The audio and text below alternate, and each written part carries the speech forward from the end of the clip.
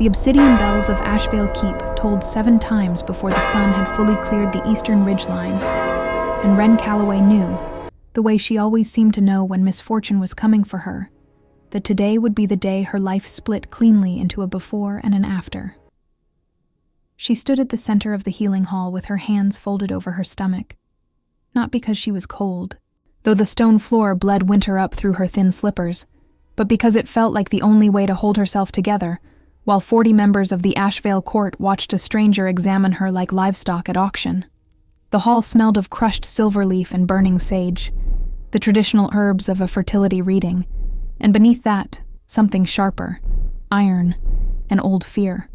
Wren was 23 years old, an omega of no particular bloodline, raised behind the kitchens of Ashevale Keep by an aunt who mended linens for coin. She had not asked to be here.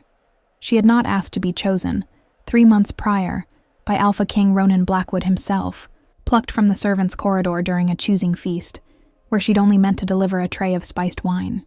She still did not fully understand why he had looked at her. An unremarkable omega with flower on her sleeves. And gone still, the way wolves go still before something they intend to keep. But he had. And now the entire Council of Packs had gathered to determine whether she was fit to be his. "Her scent carries no bonding heat," announced healer Mistress Odalis, a tall woman with silver-threaded braids and eyes the color of frozen ponds. She held Wren's wrist between 2 fingers as though it might soil her. "Her moon cycle has not properly turned in 11 months.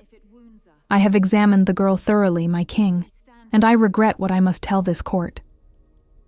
Ronan Blackwood sat upon the black iron throne at the head of the hall, and even seated, even still, he radiated the particular authority of a man who had ended 3 border wars before his 30th winter. His hair was dark as raven feathers, his jaw carved from granite, and the pale scar that ran from his left temple to his cheekbone, a memory of the Thornwood siege, did nothing to soften the effect. He did not blink as Odalis continued. "The girl is barren, Your Majesty. She will never carry a child. Not yours, not any Alpha's. I have seen this affliction only twice before in 30 years of practice, and in both cases, the diagnosis held true until death." A murmur rippled through the assembled nobles like wind through dry wheat. Wren felt it before she heard it, that particular hush that precedes cruelty, the way the forest goes silent before a hunting howl.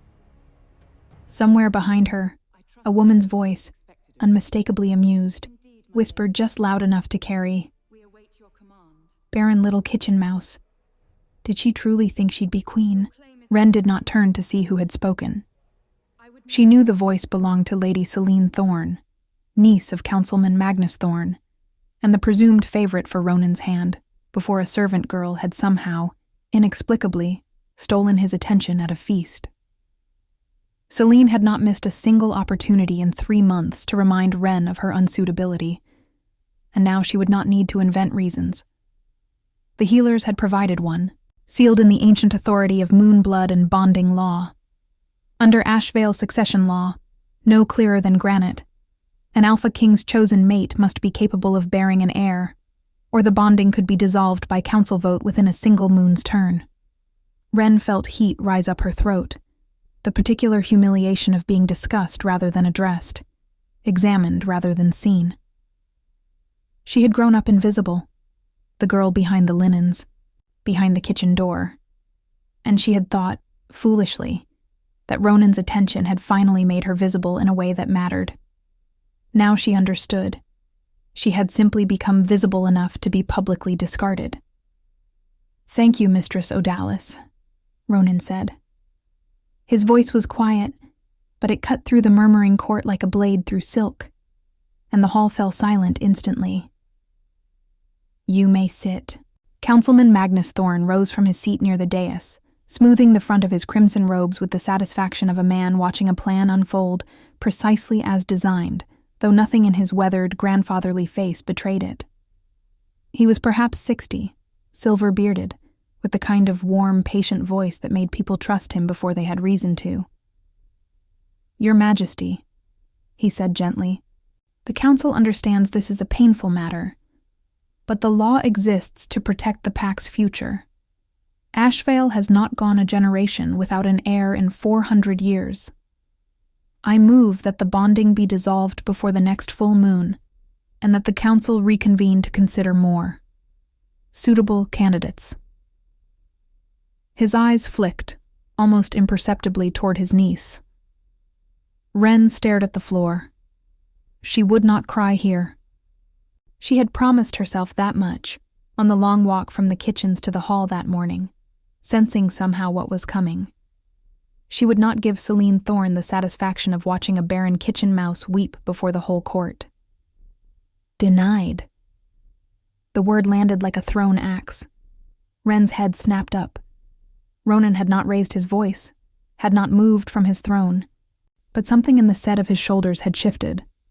The stillness of a predator who has decided, finally, to stop pretending patience. Your Majesty, Thorne began, the law is explicit. I know the law, Councilman. I have known it since I was 7 years old, and my father recited it to me over supper, as though it were scripture. Ronan rose from the throne, and the movement alone made half the hall take an involuntary step backward. He crossed the stone floor until he stood before Wren, close enough that she could see the muscle working in his jaw, close enough that his scent, cedar and rain and something wilder beneath, wrapped around her like a second cloak. He turned to face the court, and took Wren's hand in his, deliberately, in front of every noble family in Ashevale. The healers say she cannot give me an heir, Ronan said, and his voice carried to the farthest corners of the hall without effort. Then we will love each other more, and let the throne worry about itself. I did not choose Wren Calloway because I required a broodmare. I chose her because when I am in a room with her, I remember why a kingdom is worth ruling at all. The silence that followed was absolute. Somewhere near the back of the hall, half hidden behind a marble pillar, healer Mistress Odalis's frozen pond eyes met, just for an instant, the eyes of Councilman Thorne. It was the briefest exchange, less than a heartbeat, a flicker any ordinary observer would have missed entirely. But Wren was not looking at Ronan. She was looking past him, toward the shadows at the edge of the hall, and she saw it. She saw the glance pass between the healer who had just declared her barren and the man who stood to benefit most from that declaration. And for the first time since she had walked into the healing hall that morning, Wren Calloway understood that something about this diagnosis was very, very wrong, and that whatever it was, it had been arranged long before she ever set foot inside these walls. The hall began to empty in slow, murmuring clusters, nobles pulling their fur-lined cloaks tighter as they filed toward the great doors, casting backward glances that ranged from pity to open scorn. Wren remained rooted where she stood, Ronan's hand still warm around hers, watching the space where Odalis and Thorne had exchanged their brief, damning glance. Both had already composed themselves into perfect innocence. Odalis gathering her satchel of herbs with brisk efficiency, Thorne murmuring something conciliatory to a cluster of border lords who had witnessed his defeat. "You're trembling," Ronan said quietly, once the last of the council had filtered out, and only the guard remained at the far doors. "I'm not," Wren said, though she was. He studied her for a long moment, the particular attention of a man who had spent a lifetime reading treachery in the smallest of gestures, the flicker of an eye, the stillness of a hand that should have moved. "Something happened in this hall today, beyond a diagnosis," he said. "I saw your face change. Tell me." But Wren shook her head, not yet ready to give voice to a suspicion that sounded, even inside her own mind, like the desperate invention of a woman refusing to accept her own misfortune. "It's nothing, Your Majesty. Only shock, I think. It isn't every day a woman learns what her body will never do." It was, in some ways, true. Wren had grown up in the shadow of Ashevale Keep's kitchens, learning early that a girl without title or dowry survived by making herself useful and asking for nothing. Her Aunt Mabel had raised her on porridge, mended dresses, and the quiet, persistent lesson that hope was a luxury afforded to daughters of noble houses, not to orphaned kitchen girls. Wren had never once imagined a king's eye would find her across a crowded feast hall, had never allowed herself to imagine a future beyond the modest one available to a servant of her station. And now, in the space of a single morning, that improbable future had been offered to her and very nearly taken away in the same breath. She thought of her mother, whom she had never known, dead in childbed 23 years ago, and wondered, for the first time with any real weight behind the question, what her mother might have told her about her own blood, had she lived long enough to do so. Outside the healing hall, the wind off the northern peaks carried the first bite of true winter, rattling the bare branches of the keep's ceremonial rowan trees, and Wren pulled her shawl tighter as Ronan walked beside her toward the eastern gardens, matching his long stride to her shorter one, without seeming to notice he was doing it. "Whatever you saw in that hall," he said finally, as they reached the frost-silvered hedges bordering the garden path, "I want you to tell me eventually. Not today, if today is too raw, but eventually. I did not defy my own counsel in front of 40 witnesses because I enjoy spectacle, Wren. I did it because I intend to keep you. And a king who intends to keep something learns quickly that intentions alone are not protection enough." Wren looked up at him. This man who had ended wars and now, apparently, intended to end this one too, whatever shape it eventually took, and felt something loosen in her chest that had been clenched tight since the moment Odalis had pronounced her barren before the court. "Eventually," she agreed. "I promise." Behind them, unnoticed in the lengthening shadows of the garden wall, a lone figure in healing hall robes watched the pair disappear toward the keep's eastern wing before turning, quick and silent, back toward the hall, carrying word, though neither Wren nor Ronan yet knew it, to Councilman Thorne that the king's new mate had seen far more in that fateful glance than either conspirator had intended her to. The weeks that followed Ronan's declaration transformed Wren from an invisible kitchen girl into the most whispered-about woman in the Northern Territories, and she discovered quickly that being seen was not the same as being safe. She moved into the eastern wing of Ashevale Keep, a suite of rooms with tall windows overlooking the training yards, and found herself, for the first time in her life, with nothing to scrub, mend, or carry. The idleness unsettled her more than the scrutiny did. She had spent 23 years defined by usefulness, a girl who existed because she worked, and now she existed simply because a king had decided she should. "You keep making your own bed," Ronan observed one morning, finding her tucking hospital corners into linens that 3 separate maids had already offered to handle. He leaned in the doorway of her chambers, arms crossed, watching her with an expression she was beginning to recognize, equal parts amusement and something gentler underneath it. "You know you're permitted to simply exist here." "I don't know how to simply exist," Wren admitted. "My aunt used to say idle hands invite idle thoughts, and idle thoughts invite trouble." "And what trouble is your idle mind inviting exactly?" She hesitated, smoothing a wrinkle from the coverlet that wasn't there. She had not told him about the glance she'd witnessed between Odalis and Thorne. It sounded, spoken aloud, like the paranoid fantasy of a woman desperate to explain away her own diagnosis rather than accept it. But it had lodged itself under her ribs like a splinter, and 3 weeks of turning it over hadn't worked it loose. "Tell me," Ronan said.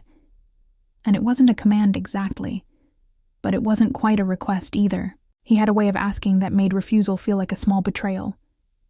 So she told him. The glance. The half-second of shared understanding between the healer and the councilman who wanted her gone.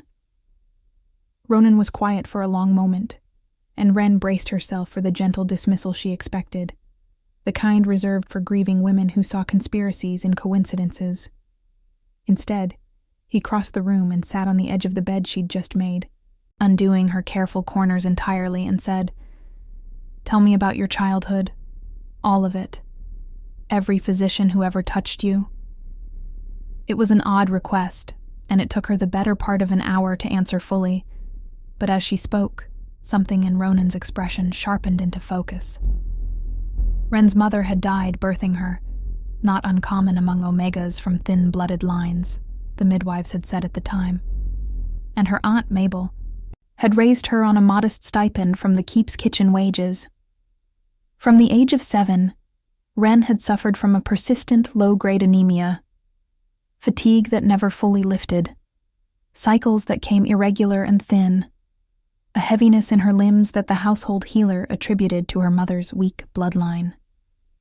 Every month, without fail, a servant from the healing hall delivered a small clay vial of dark, bitter tonic to the kitchen door. A gift. Wren had always been told, from the keep's charitable healing fund for children of deceased staff. Who delivered it? Ronan asked. Different servants over the years, but it always came from the healing hall. Mistress Odalis ran the fund personally. She took a special interest in me, actually. I always thought it was kindness. How long did you take it? Every month, from the time I was 7 until... Wren stopped. Her stomach turned cold. Until I was chosen. The deliveries stopped the week after the choosing feast.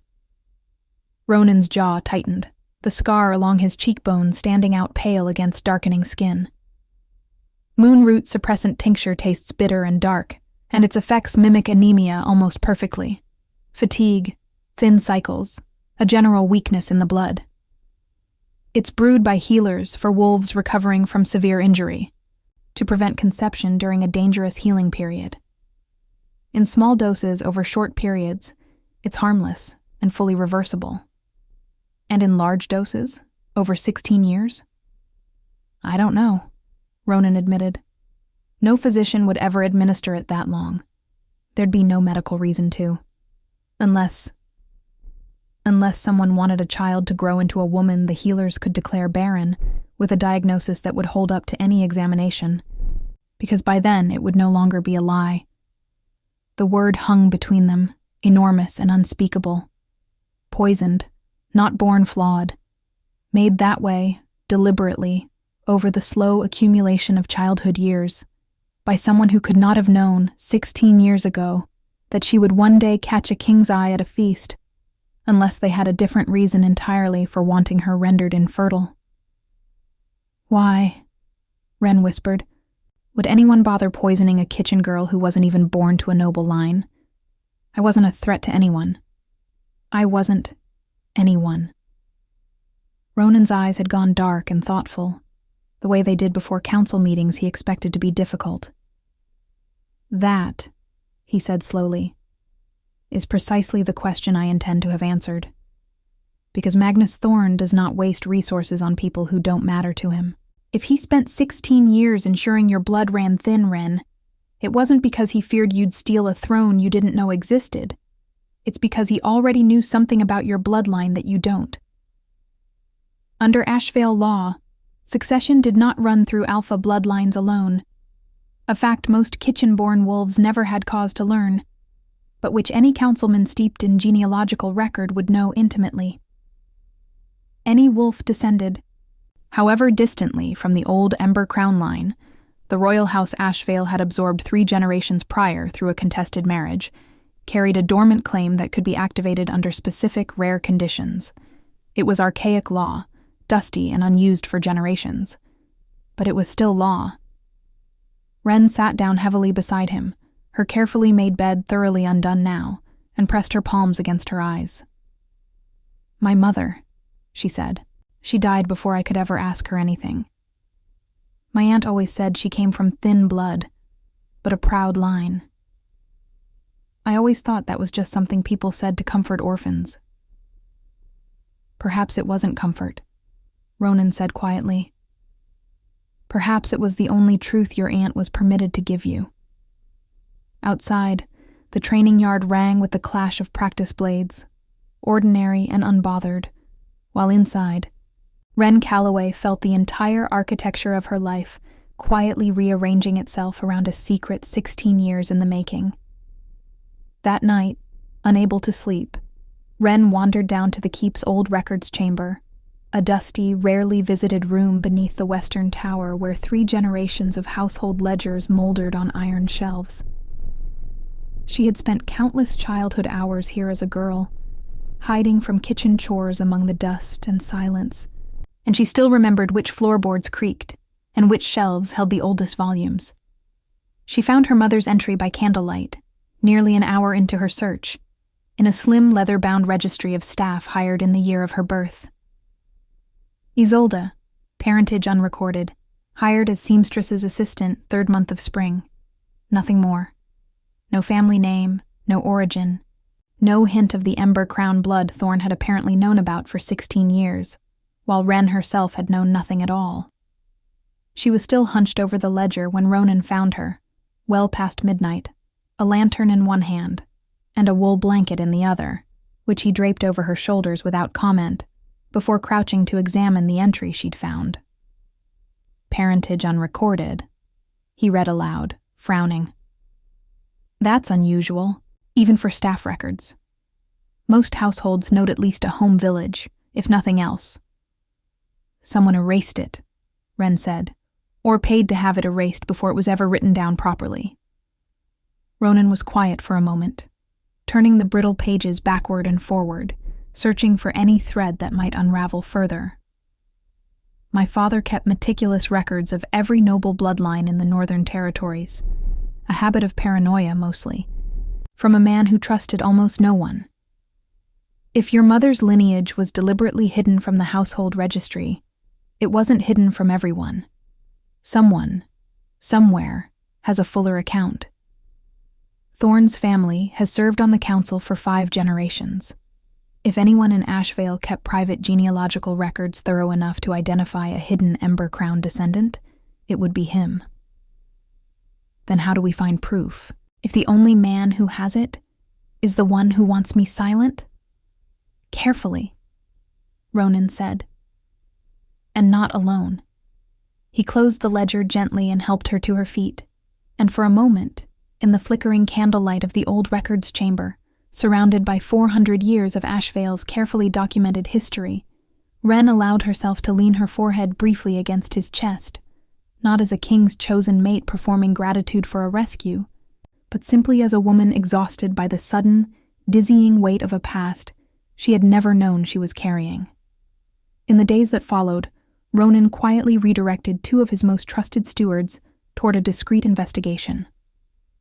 Not of Thorne directly, which would have alerted the council to suspicion far too early, but of the Healing Hall's charitable records more broadly, on the pretense of a routine treasury audit. It was slow, careful work, the kind Ronan had learned during 3 border wars, negotiated as much through patience as through force, and Wren found herself, for the first time in her life, included in matters of genuine consequence, rather than kept politely at the margins of them. She also found herself, almost without meaning to, falling more thoroughly for the king who had chosen to fight this battle beside her, rather than simply on her behalf. He was not. She learned over those tense weeks, the granite-jawed war hero the court whispered about. Or not only that. He read late into the night by poor candlelight, because he genuinely loved the old histories. He was clumsy and self-deprecating about it, whenever he tried to help her in the small kitchen garden she'd insisted on keeping despite her new station, ruining 2 entire rows of silverleaf seedlings before she banned him from planting duties entirely. He asked her opinion on council matters not as a courtesy, but because, she slowly realized, he actually wanted it.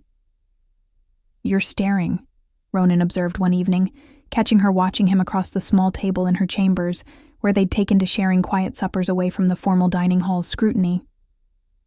"I'm memorizing," Wren admitted, in case any of this turns out to be a very elaborate dream.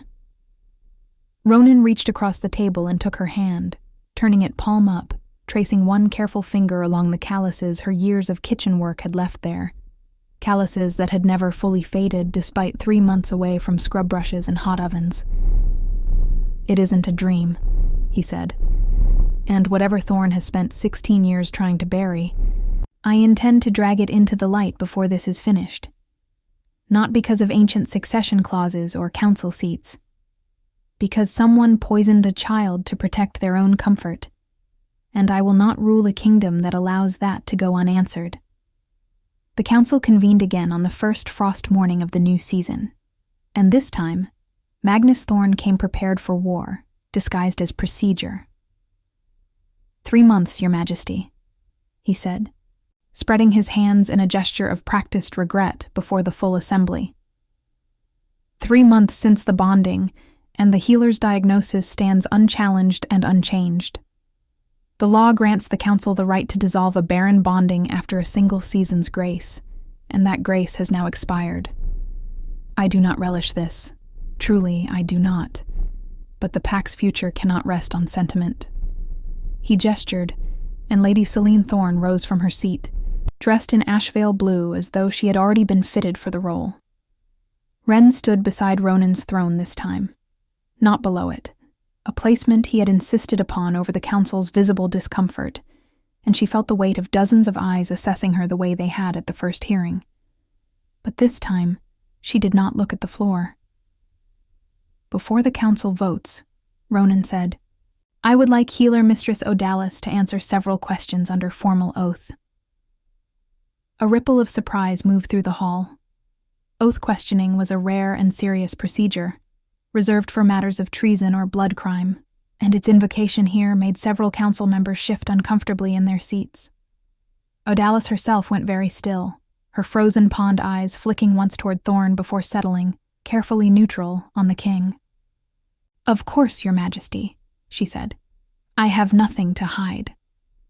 Then you won't mind explaining, Ronan said, producing a small clay vial identical to the ones Wren had described from her childhood, retrieved that very morning from the Healing Hall's own storage archive by a discreet and loyal steward. Why the Keep's charitable fund for orphaned staff children distributed moonroot suppressant tincture to a single recipient, monthly, without medical order, for 16 consecutive years, a dosage regimen that exists nowhere in any legitimate healer's training, and which produces symptoms medically indistinguishable from congenital infertility. The hall went utterly silent. Odalis's composure cracked, just slightly at the corners. The fund's records from that era are incomplete. I administered aid to many children. The records are not incomplete, Ronan said. They are meticulous. Every vial signed, every date logged, every recipient noted by name. 16 years of your own handwriting, Mistress Odalis, documenting the slow poisoning of an orphaned kitchen girl named Wren Calloway. He set the vial down on the marble table between them with a soft, final click. What I cannot yet explain is why. A woman with no title, no lands, no claim to anything. Why would the Healing Hall's own mistress spend 16 years ensuring she could never bear a child? It was Thorne who answered, and his voice, when it came, had lost every trace of its grandfatherly warmth. Because her mother was Isolde Ember, last acknowledged daughter of the Ember crown line. And because under the reclamation clause of the Ashevale founding accord, a clause I dare say not one soul in this hall besides myself has read in 30 years, any Ember crown descendant who bears a child to a reigning Ashevale alpha activates a dormant co-regency claim. Her child would not simply be an heir to Ashevale.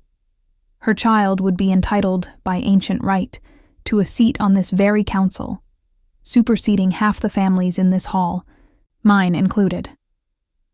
The admission landed like a physical blow.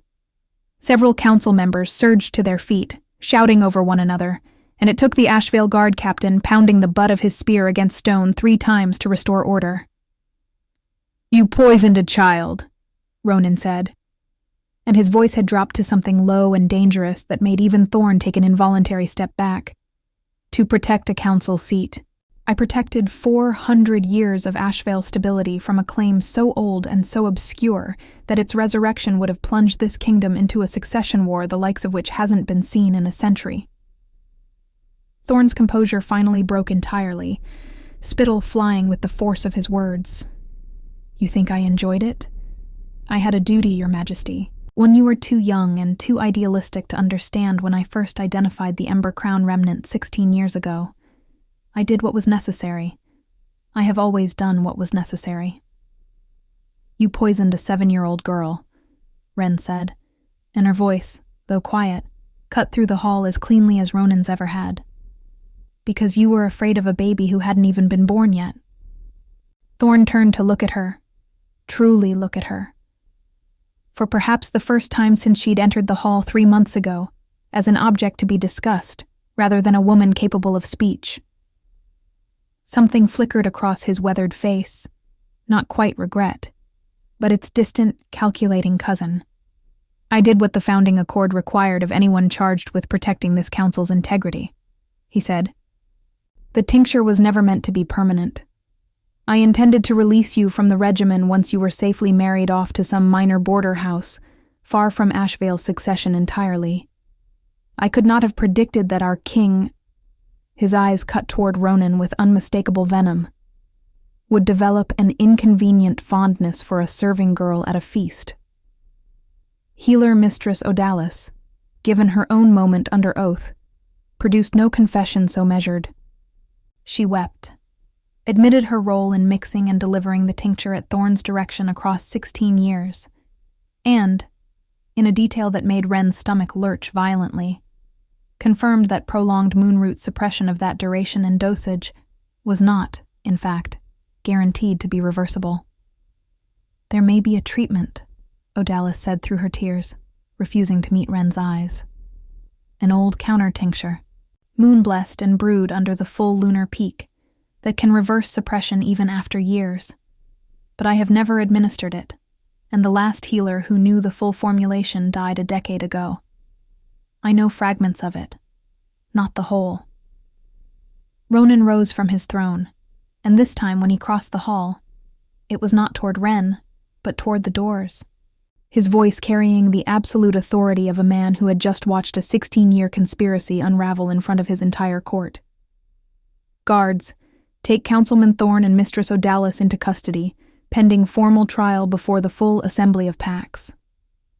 He turned back toward the stunned council, toward Selene Thorne's ashen, disbelieving face, toward the assembled nobles who had, 3 months ago, laughed at a barren kitchen mouse. "As for the counter-tincture, fragmented knowledge is not no knowledge. Send riders to every healing hall in the Northern Territories, and to the Sisterhood of the Sacred Grove beyond the Thornwood border, if that is what it takes. I did not spend 3 months defending my mate's place at my side only to lose her recovery to bureaucratic caution now." Wren stood frozen at the center of the hall, surrounded by the wreckage of Thorne's exposed conspiracy, and felt something she had not expected amid the vindication. Fear. Because Odalis's confession had left one truth hanging unresolved above all the rest. That even now, even with the lie exposed and the liars unmasked, there was no guarantee her body would ever be whole again. The next full moon, Odalis had said, trembling, was in 11 days. If the counter-tincture could be brewed and administered at all, it needed to happen precisely then, under peak lunar power, or the window would close for another full year, and possibly longer than either she or her body could reliably predict. 11 days to find a formula last known in full to a woman who had been dead for 10 years. The hall dissolved into chaos after Ronan's order, guards moving to flank both Thorne and Odalis while the assembled council members shouted questions over one another, several already maneuvering to distance themselves publicly from a councilman who had, moments before, commanded genuine respect. Wren found herself pulled gently aside by Ronan's steward, guided toward a small antechamber off the main hall, away from the worst of the commotion, while the king himself remained to oversee the arrests personally. It was there, in the relative quiet of the antechamber, that Wren finally allowed the full weight of the revelation to land.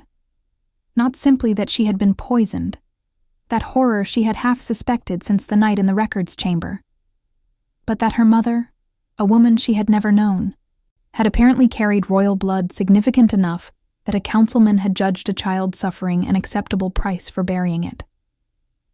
She thought of her Aunt Mabel, who had raised her on porridge and quiet lessons about the limits of hope, and wondered, with a fresh and complicated grief, whether Mabel had known any of this, whether her aunt's insistence that Isolde had come from thin blood but a proud line had been the only truth she'd been permitted, or allowed herself, to share. Ronan found her there an hour later. The worst of the hall's chaos settled into the grim, procedural business of formal charges being drawn up by the keep's scribes. He looked older than he had that morning. The granite composure he wore like armor, cracked at the edges with something rawer underneath. Odalis gave a fuller account once the formal charges were read, he said, settling heavily onto the bench beside her. There's more to it than even Thorne admitted in the hall. Your mother wasn't simply a distant Ember Crown relation who happened to end up as a seamstress's assistant here by chance. She fled to Ashevale deliberately, seeking obscurity, after a succession dispute within her own dwindling branch of the line turned violent. She wanted to disappear. She very nearly succeeded, until she caught the eye of a young kitchen steward, married quietly, and died bringing you into the world before anyone outside the healing hall's oldest records ever connected her properly to the Ember Crown name. So Thorne didn't invent a threat out of nothing, Wren said slowly.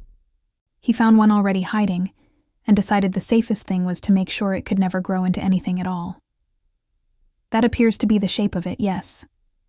Ronan turned to face her fully, taking both her hands in his. I know this is an enormous amount to carry in a single afternoon. A stolen childhood, a hidden lineage, a body that may or may not recover from 16 years of deliberate harm. You do not have to have feelings about all of it today, Wren. You're allowed to simply be furious, or simply be tired, or simply be nothing at all for a while. I think, Wren said after a long moment, that mostly I am angry that she never got to tell me herself. Not about the Ember Crown line particularly. I don't care about council seats or ancient claims, but about herself. Who she was before she became a name in a staff registry with no parentage recorded. Thorne didn't just try to steal my future, Ronan. He helped bury her past so thoroughly that I never had the chance to know where I came from at all. Ronan pressed a kiss to her knuckles, gentle and solemn as any vow he'd made in front of the council. Then we'll find what's left of it, he said. Whatever records exist of the Ember Crown line, wherever they're kept. That, I promise you, regardless of what the moon decides 11 nights from now. The Sisterhood of the Sacred Grove sent no rider back with an answer. They sent instead an ancient woman named Sister Perpetua, who arrived at Ashevale Keep, on the 9th day, astride a mule so old it seemed held together by stubbornness alone, carrying a leather satchel of pressed herbs and a memory sharper than any written ledger. I trained under the healer who died with half this formula in her head, Perpetua announced without preamble, marching directly into the keep's private herbarium as though she owned it, Odalis's fragmented notes clutched in one weathered hand. She taught me the other half before the fever took her. Between the two of us, dead and living, we might just make something whole. Wren watched the old woman work for 2 straight days with a mixture of desperate hope and quiet terror, grinding silver leaf and moon petal and things Wren had no names for into a paste that smelled of storms and old earth, testing and discarding 3 separate mixtures before Perpetua finally sat back on her heels, satisfied, on the evening of the 10th day. It will work, Perpetua said, or it will do nothing at all. 16 years of suppression is a long debt for a body to settle, child. I cannot promise the moon will forgive it in one night.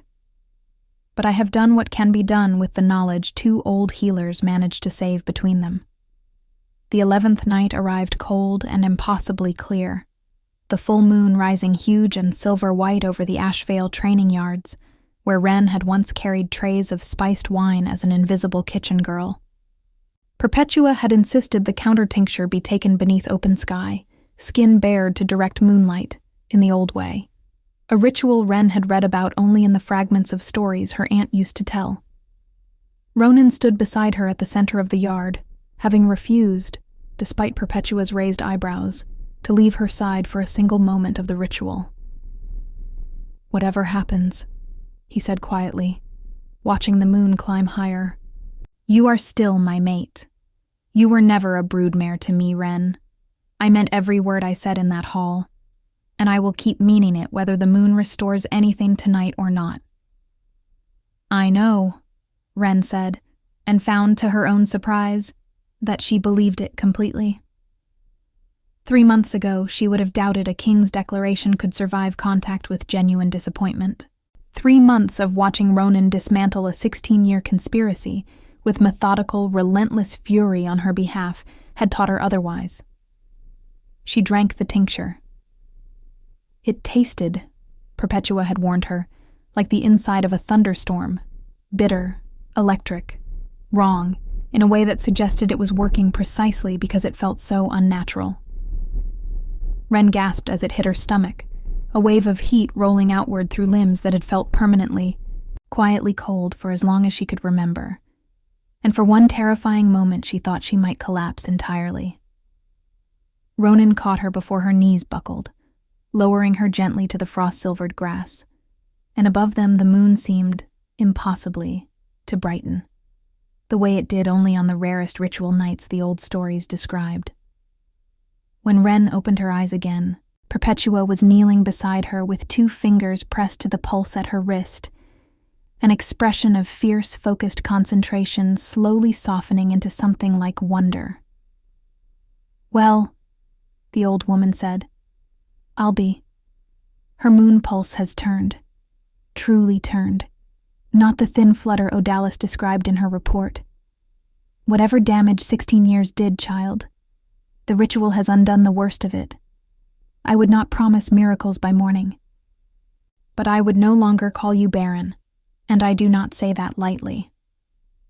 The trial of Magnus Thorne and Odalis convened 3 weeks later before the full assembly of Pax, and it was, by unanimous account, the shortest treason trial in Ashevale's recorded history. The ledgers, the confessions under oath, and Sister Perpetua's own testimony leaving no room for the extended deliberation such matters usually demanded.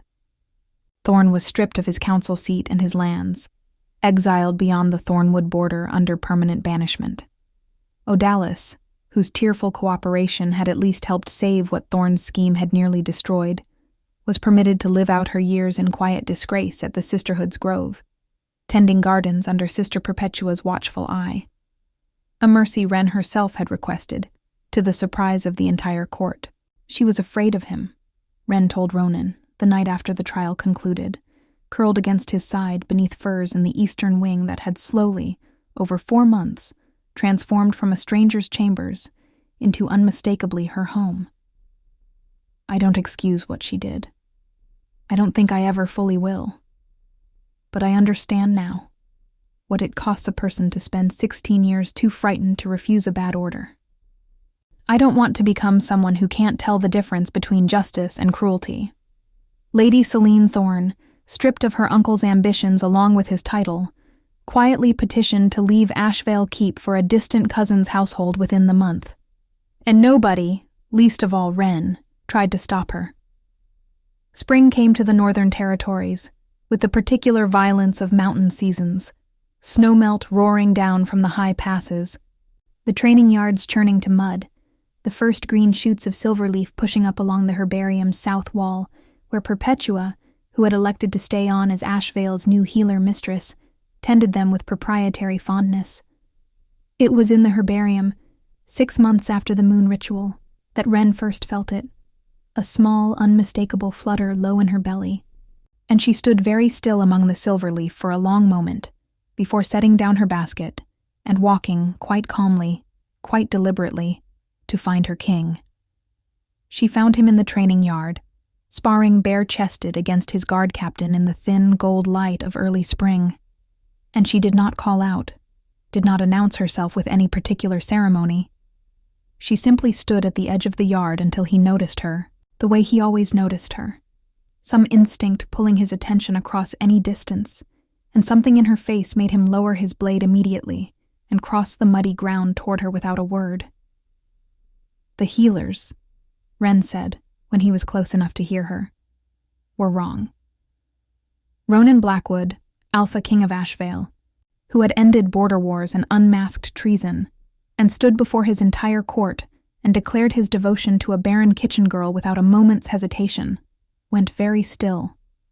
And then, For the first time since the scar along his cheekbone had been carved into his skin at the Thornwood siege, Wren watched him weep.